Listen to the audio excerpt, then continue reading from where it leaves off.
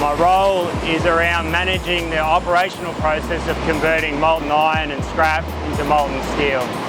So that involves looking after all the safety and environment risks.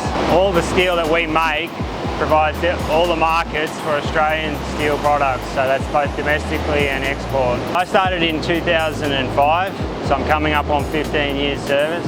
I first started off in the slab yard, and then it drifted up the chain through slab making, through steel treatment and the BOS. I was originally from Melbourne, and I had people who I went to university that worked for BlueScope, liked the culture and the idea of moving up to Wollongong and having a big change in my life. Through COVID-19, I've had a bit of a change in my work. So my office is right in the middle of the plant. Now I'm situated off the plant, so it's more on the phone, on the Teams meeting calls, trying to keep in touch and get that regular information back and forward between people.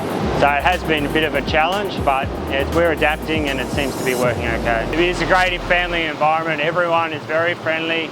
Even if you come into a new area, people adopt you very quickly and bring you on board and make you feel welcome. And I think that's the good thing that I get out of coming to BlueScope, is that family environment.